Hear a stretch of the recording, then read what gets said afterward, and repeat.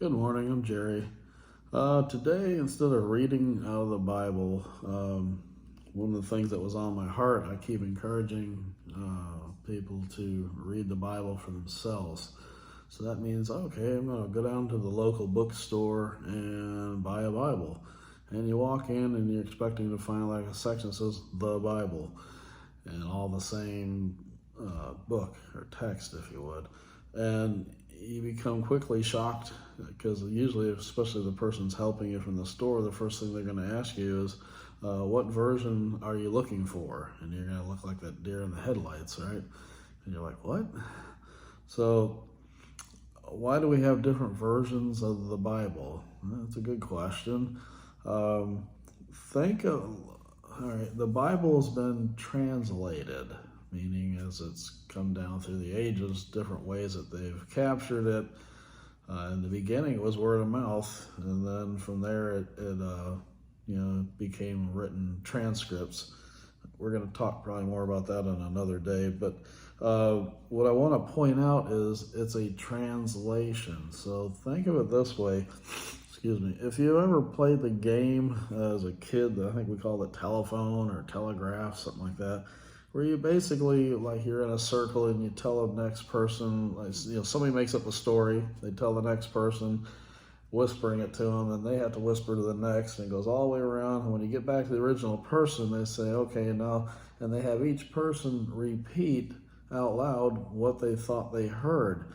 And it becomes crazy how much the story changes as you go around the circle. And then at the end, the person tells you what the actual story was.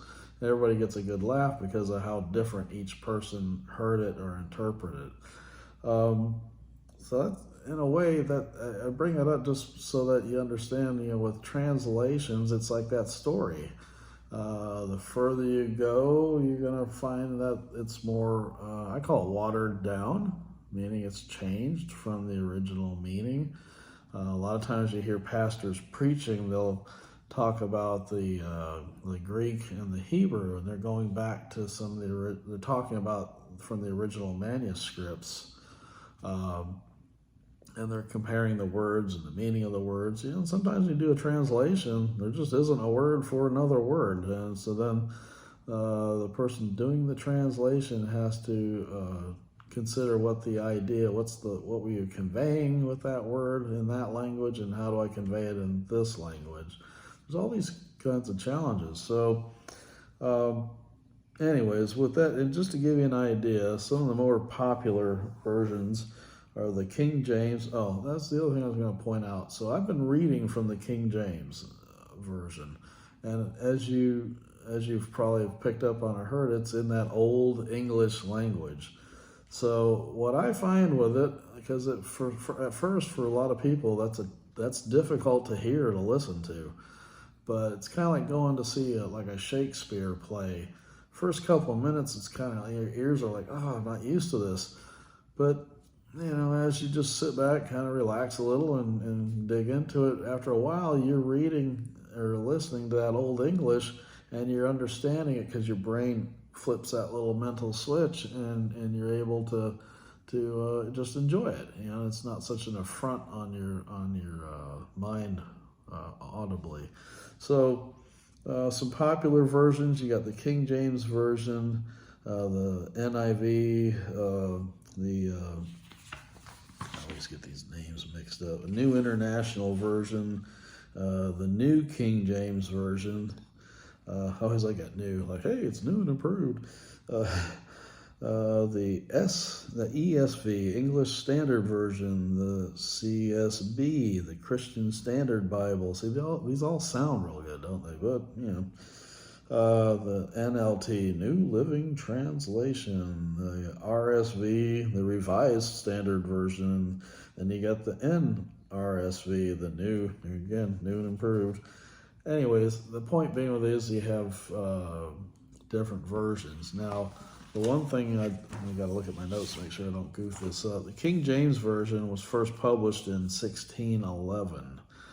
The NIV, to give you an example, it was first published in 1978. Yeah, several hundred years difference. Do you think maybe there's some changes that came about? And you got to ask yourself, are those changes necessarily good or not? So what's the difference in these different translations? You have the translation methods, meaning are they trying to go word for word to the old transcript, or are they trying to give you like an understanding? The underlying manuscript text that's based from, those can be different. The readability versus literariness versus faithfulness can have an impact on how they've translated the Bible. The audience and the denominational preference. Some denominations of churches just look at things differently. So tomorrow we're going to talk a little bit more on a study tool that I think you'll find helpful. And you don't have to purchase this. It's open source, so it's free. Anyhow, I love you. Have a great day.